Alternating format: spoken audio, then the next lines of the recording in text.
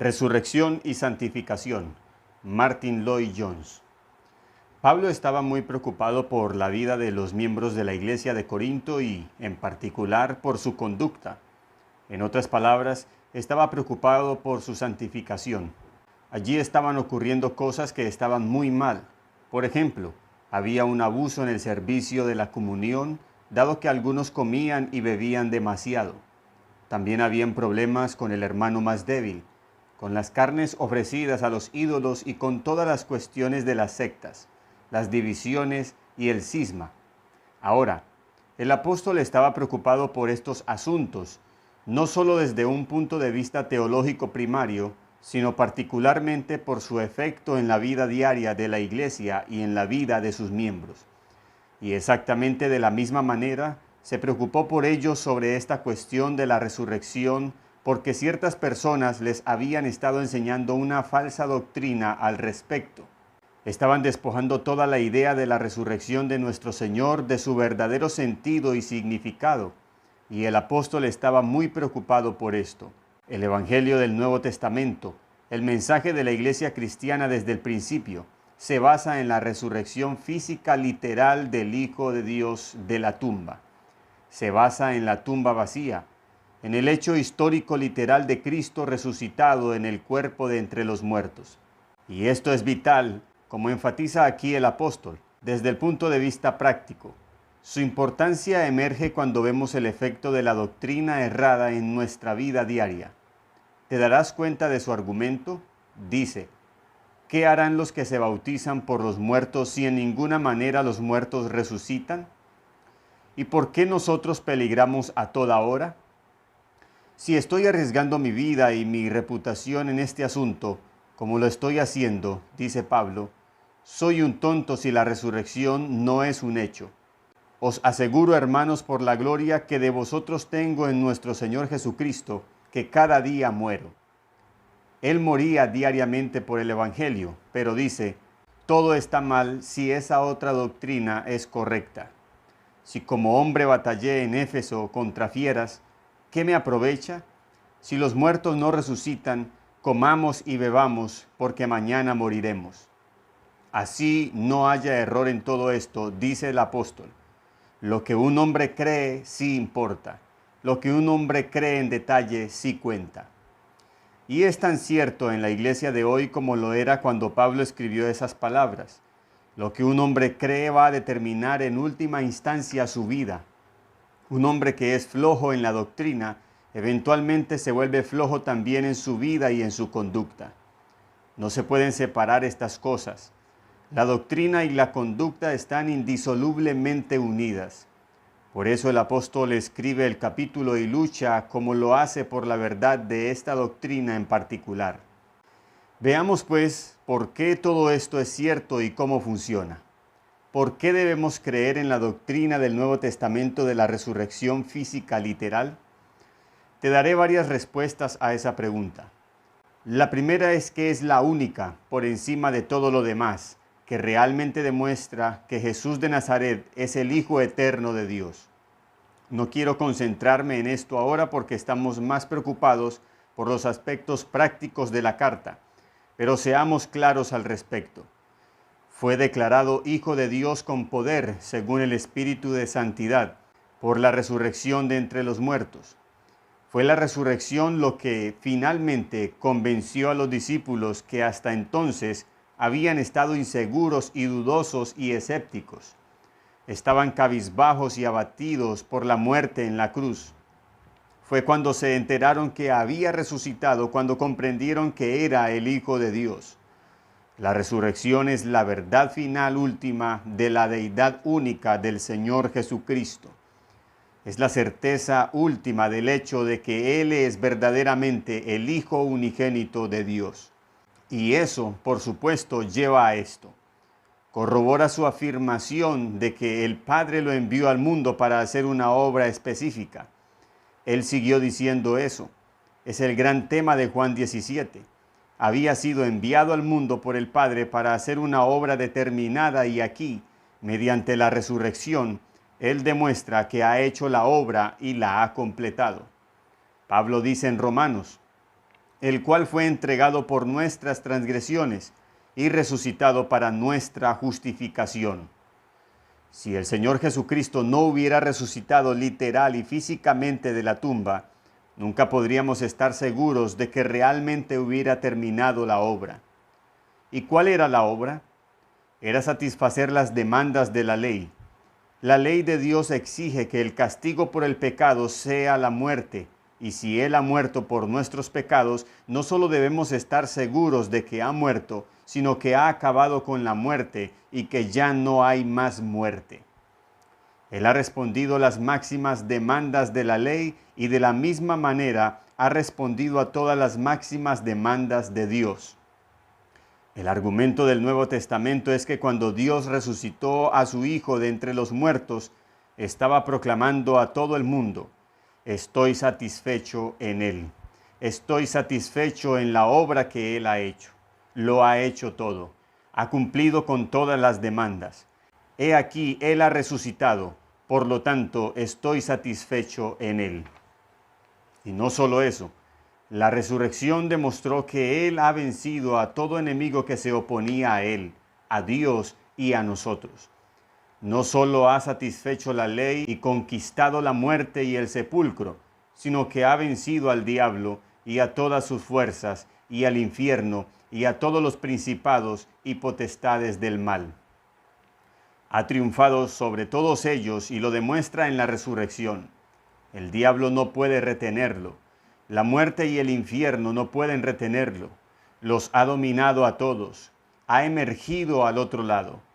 Es el Hijo de Dios y ha completado la obra que el Padre le había enviado a hacer. Y todo esto, por supuesto, es de vital importancia para nosotros. Es solo a la luz de la resurrección que tengo por fin la seguridad de que mis pecados han sido perdonados. Es solo a la luz de la resurrección que finalmente sé que estoy en la presencia de Dios, absuelto de la culpa, la vergüenza y de toda condenación. Ahora puedo decir con Pablo: ahora pues ninguna condenación hay para los que están en Cristo Jesús, porque miro el hecho de la resurrección, es allí donde lo sé.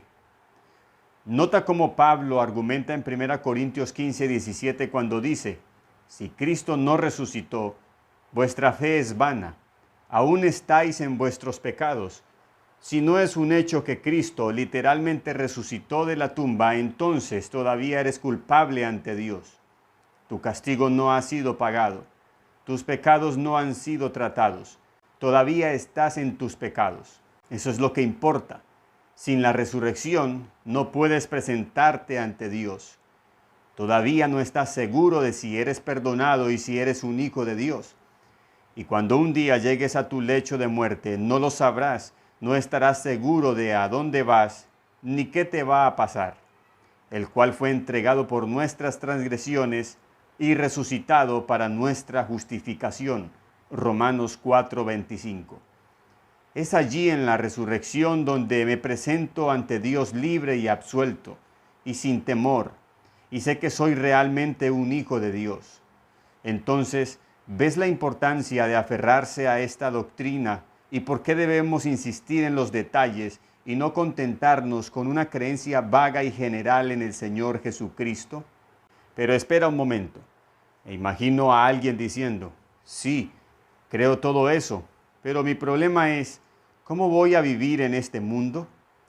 Usted me anuncia esa doctrina, pero sigo enfrentándome al mundo, a la carne y al diablo. ¿Cómo voy a enfrentarme a eso?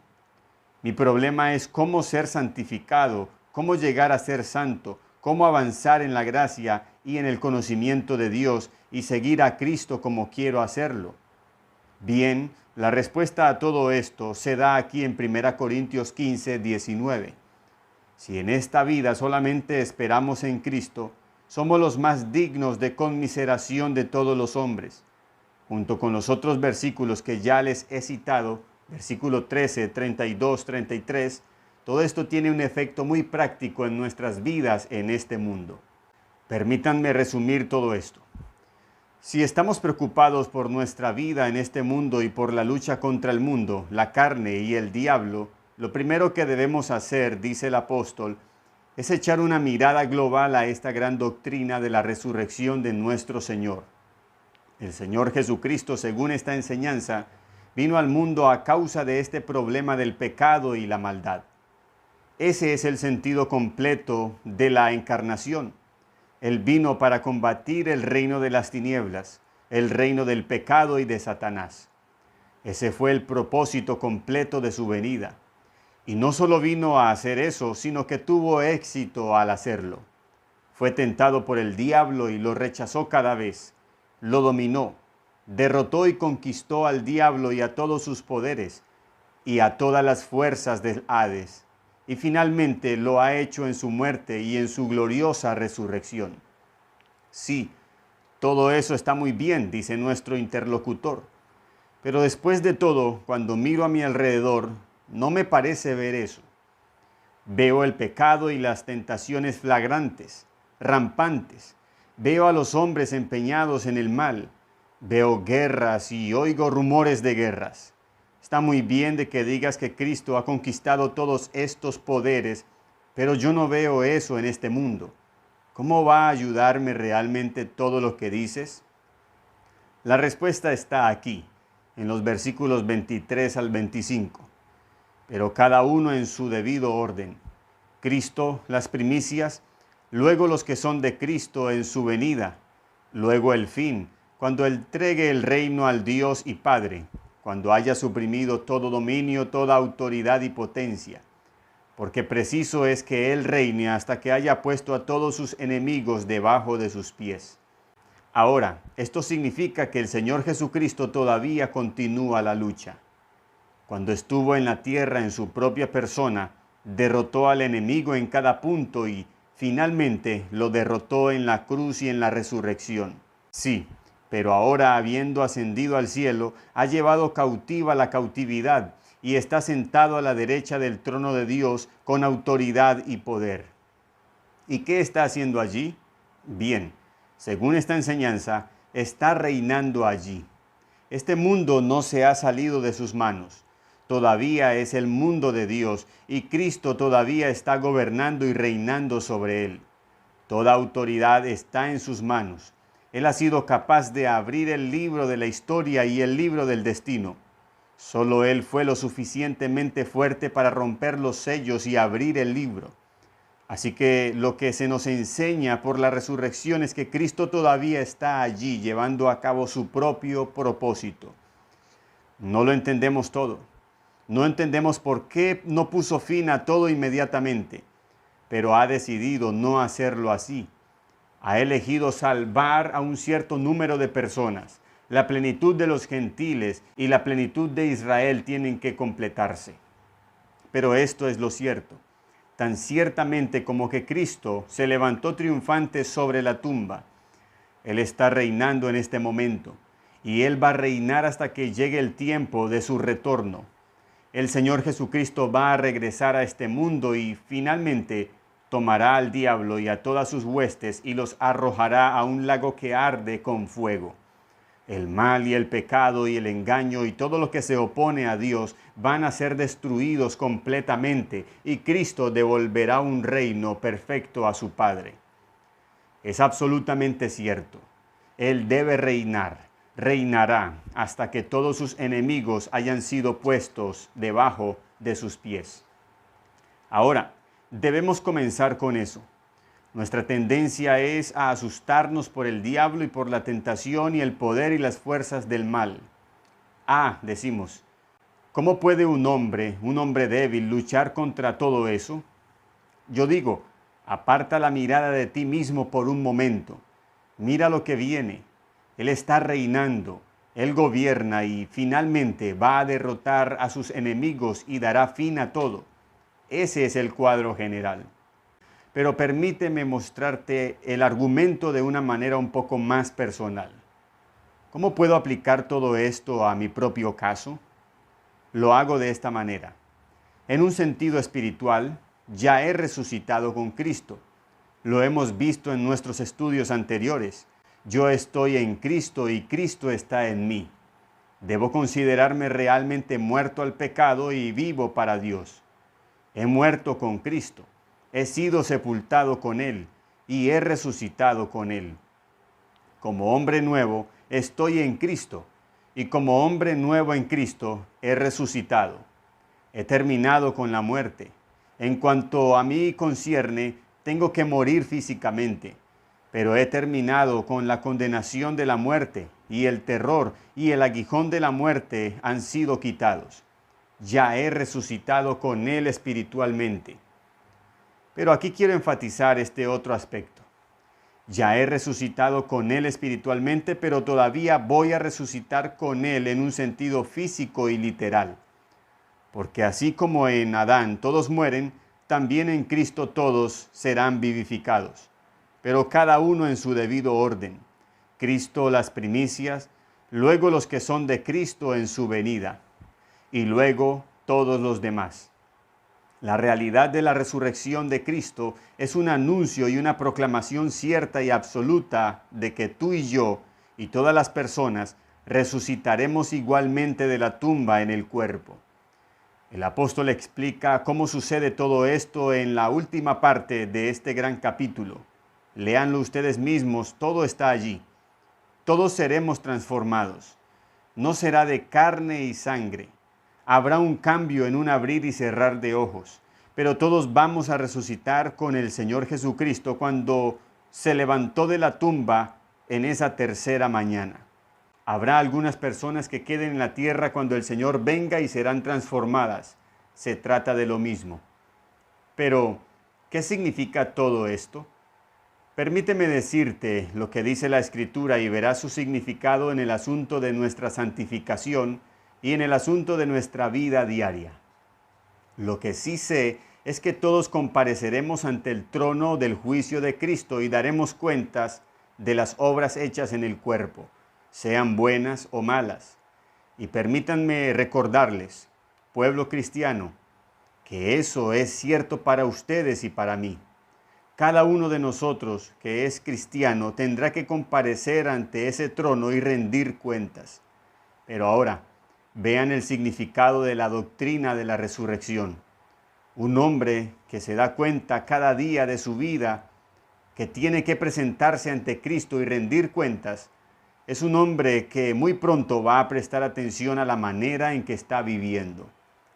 Todos compareceremos ante Él y no solo eso, sino que leemos en 1 Juan 3:2 que le veremos tal como Él es.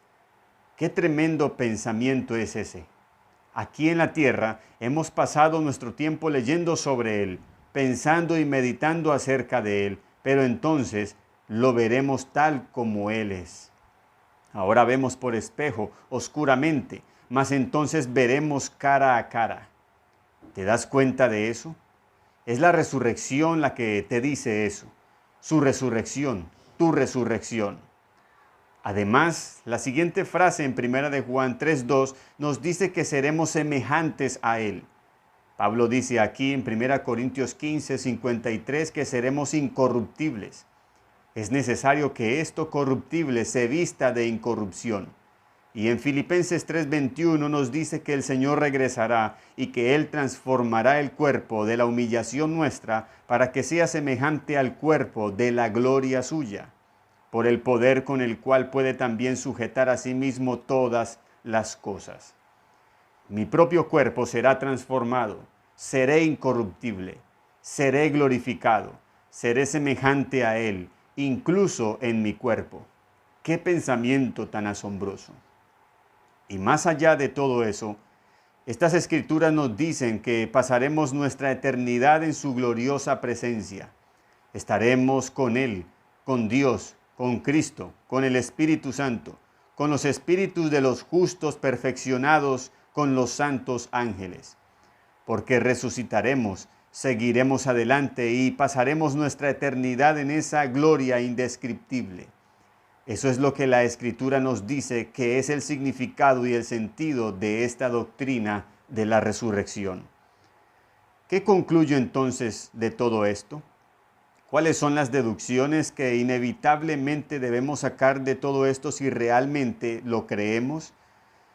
Pues la primera seguramente es que si eso es cierto, entonces no debemos tener nada que ver con este mundo condenado.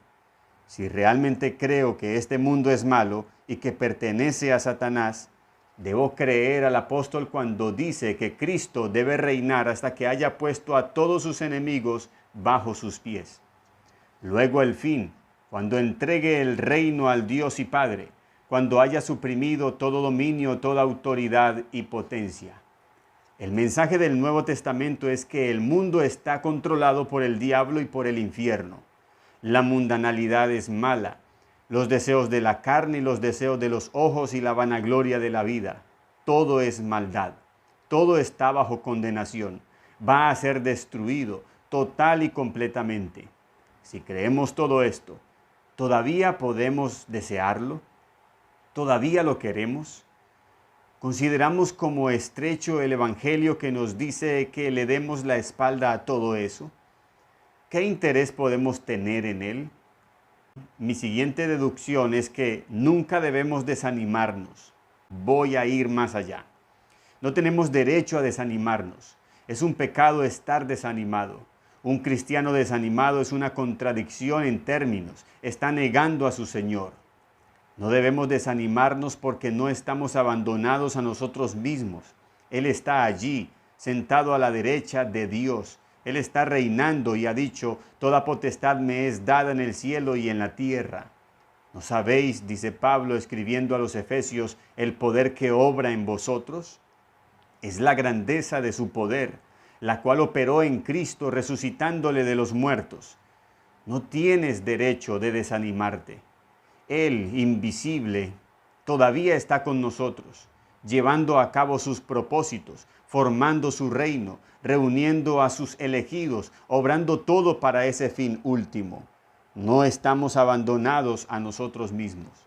Luego está esta gran palabra con la que Pablo termina 1 Corintios 15. Así que, hermanos míos amados, estad firmes y constantes, creciendo en la obra del Señor siempre, sabiendo que vuestro trabajo en el Señor no es en vano. No puede ser desanimarse a la luz de este último hecho. No importa mucho lo que los hombres puedan decir de ti. Es lo que el Señor piensa lo que importa. Los hombres pueden reírse de ti, pueden burlarse de ti, pueden desanimarte, pueden olvidarse de ti. Y por supuesto, si estás pensando en términos de tiempo, eso es muy grave. Si solo estás pensando en este mundo, entonces cuanto mayor sea el elogio que recibas de los hombres, mejor para ti. Pero nuestro Señor dijo sobre gente así, de cierto os digo que ya tienen su recompensa. Es la única recompensa que van a obtener, la alabanza de los hombres en este mundo pasajero y temporal. Mas si sabes que eres un hijo de Dios y que vas a estar ante Él y verlo cara a cara, lo único que vas a contar contigo es lo que Él piensa y no lo que piense nadie más. No te desanimes. Entonces saco esta cuarta deducción, que el mundo no puede separarme de Él y de su amor, por lo cual estoy seguro de que ni la muerte, ni la vida, ni ángeles, ni principados, ni potestades, ni lo presente, ni lo porvenir, ni lo alto, ni lo profundo, ni ninguna otra cosa creada nos podrá separar del amor de Dios que es en Cristo Jesús, Señor nuestro. Me he desesperado de mí mismo 1000 veces y mi única esperanza en esos momentos es que, aunque no pueda haber nada en mí mismo, Él me ha amado, ha muerto por mí y nunca me abandonará. Estoy seguro de ello. Pero también saco esta deducción. Si todo esto es cierto, y lo es, entonces no tengo tiempo que perder ni tiempo de sobra. Lo veré tal como Él es, seré como Él, estaré ante su trono de juicio. ¿Tengo tiempo que perder en estos días y en este mundo? Los días y las semanas, los meses y los años se me escapan entre los dedos. Estaré muerto antes de saber dónde estoy. No tengo ni un momento que perder. Si creo que voy a ir allí, ya es hora de que empiece a prepararme. Si por tanto vas a enfrentarte al Rey de Reyes y al Señor de Señores y a tener una audiencia con Él, ¿tienes un segundo que perder? Todo aquel que tiene esta esperanza en Él se purifica a sí mismo, así como Él es puro. Si no quieres sentirte avergonzado de ti mismo y sentir que eres un canalla cuando estés de pie y mires su bendito y santo rostro y veas las marcas de los clavos y la herida en su costado, la cual sufrió por ti, entonces prepárate para verlo, prepárate para encontrarte con él. Entonces, sobre todas las cosas, detengámonos en la gloria de todo ello. Aquí todavía estamos en este mundo pecador y hay tantos desalientos y la gente puede malinterpretarnos y las cosas parecen ir en contra nuestra. Amigos míos, no se fijen en ellas, no mirando nosotros las cosas que se ven, sino las que no se ven, pues las cosas que se ven son temporales, pero las que no se ven son eternas. Oh, que el Espíritu Santo nos abra los ojos, si pudiéramos ver algo de ellas, las que Dios ha preparado para los que le aman. La visión de Dios, estar con Cristo, la inefable pureza y santidad de todo ello, el gozo y el canto y la gloria, sin suspiro, sin pena, sin lágrimas, todo eso será dejado atrás. La gloria y la felicidad y el gozo y la paz perfectos, sin mezcla, sin disolución. La resurrección nos dice que si pertenecemos a Cristo, vamos hacia eso. Pero luego, para coronarlo todo, en el último versículo de este 15º capítulo, Pablo usa la palabra así que. Ese es el argumento. ¿Ves la lógica? No puedes escapar de ella. No es solo un lenguaje hermoso.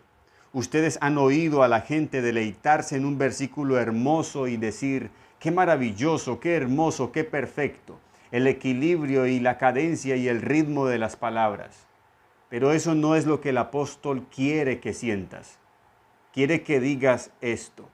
Así que, hermanos míos amados, estad firmes y constantes. Que digan lo que quieran de ti. Mantente en tu doctrina como un hombre constante. Es la doctrina de Dios eterna. Mantente firme, constante, creciendo en la obra del Señor siempre, en tu vida personal y en tu forma de vivir, en tu vida en la iglesia y en tu servicio hacia Él, en tu evidencia personal y en tu testimonio en toda tu vida, creciendo, sabiendo que vuestro trabajo en el Señor no es en vano.